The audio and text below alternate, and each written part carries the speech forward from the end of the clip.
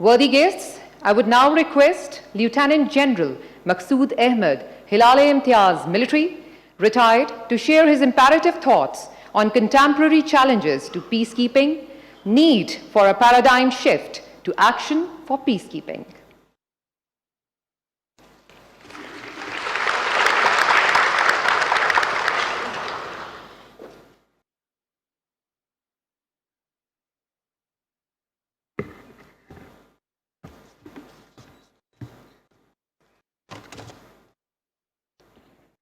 Bismillahirrahmanirrahim.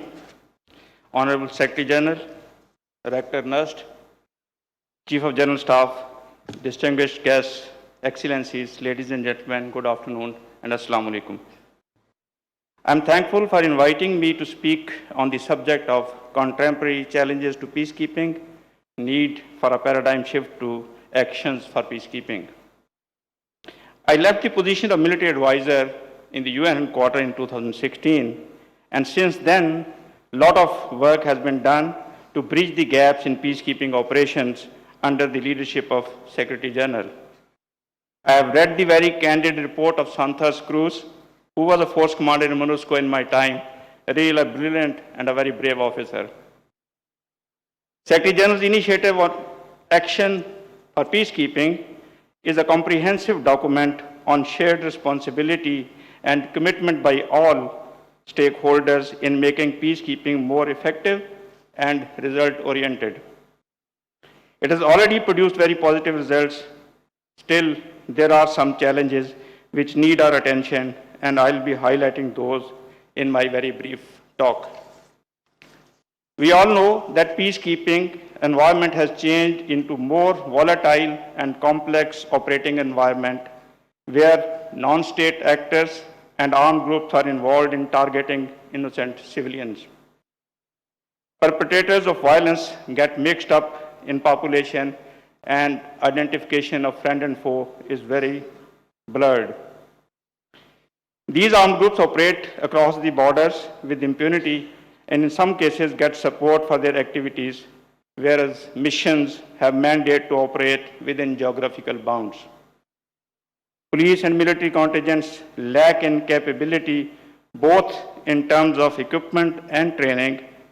Caveats by the TCC's lack of will and leadership inadequacies affect the performance of peacekeepers and dent the reputation of United Nations. These and many other challenges are well known and have been discussed in the A4P conference thoroughly, so I will not dwell on that. My focus today will remain on two areas only. One is the rapid deployment after getting the mandate from the Security Council, and second, effective response by the peacekeepers. Let me tackle them one by one. Rapid deployment in the mission remains a challenge for the United Nations. My experience says generally it takes from 1 year to 3 years to deploy a complete mission in the mission, complete contingents in the mission. The reason for this delay could be many. Few steps have been taken to address these issues, but the result is far from satisfactory. With the introduction of PCRS, Peacekeeping Readiness System, the response on the part of TCCs has improved, and the preparation time for deployment has been reduced substantially. However, still, a lot of time is taken to transport the contingents from the TCCs to the mission areas. If the mission is in a landlocked country like the case of Central African Republic, the problem gets compounded. Since contracting and transportation of contingents from TCCs to mission area remain the UN domain, this system needs improvement. Option of airlift is available, but due to heavy cost involved, it is seldom exercised, and that too piecemeal. There is a requirement to think out of the box and come up with innovative solutions to find an answer to the problem. I think a joint partnership with the TCCs may help to solve this issue. This delayed deployment also affects the performance of mission. Generally, it is felt that the tempo of the mission and the reputation of mission is set within first couple of years, good or bad, both ways. When the first contingent arrives into the mission area, the expectations of the general public is sky high. It is expected that with the arrival of the blue helmets on ground, all the violence will stop and things will become normal. Ironically, that's not the case. We all know that the first contingents, whether they are enablers or the fighting units, generally get consumed in preparation of the bases or protection of the peacekeepers themselves or the UN staff. Now, this sets kind of a resentment into the mission area. So there is a requirement that mission achieves its full capability and full potential within the shortest possible time if they have to deliver on the protection of civilian mandate. Otherwise, it will remain a far-fetched idea. This aspect of transportation from the TCCs to the mission area must be looked at very seriously, and I would recommend it should be a point of discussion in actions for peacekeeping to work out a suitable plan. Status quo is not going to deliver us the results. Let me come on to the effective response. Effective response of military and police contingents depend on many factors that include capability and suitability of the contingent, including their training and equipment, caveats from the TCCs, leadership, including the leadership at tactical level, commitment and resolve of the TCCs towards peacekeeping, dynamism of force commander and the mission leadership, support from the host country, and then ingenuity of the field support from the United Nations. As highlighted earlier, the operating environment in the mission have changed significantly.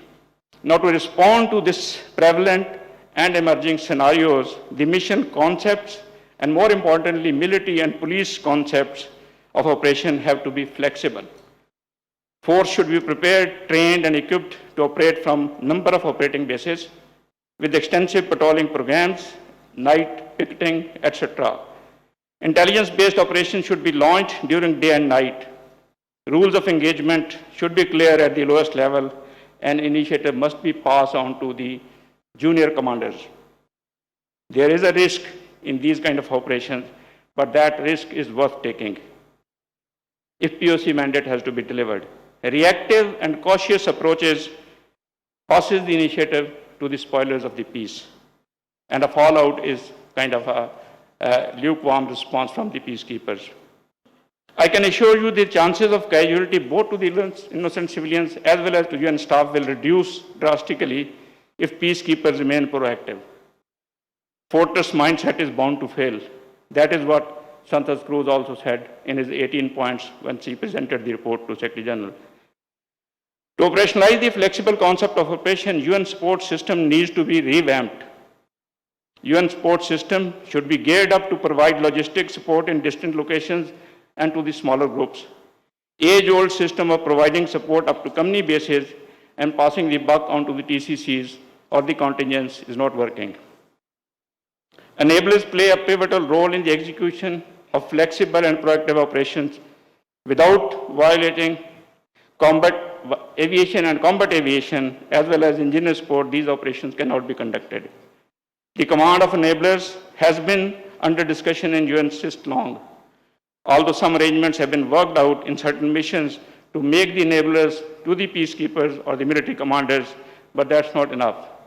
What I would suggest is the combat part of the enablers should be under command, the police and military commanders, if we have to deliver these kind of operations. There's a lot other disconnects in the system also. For example, we here are advocating the robust operations, use of force and productive operations.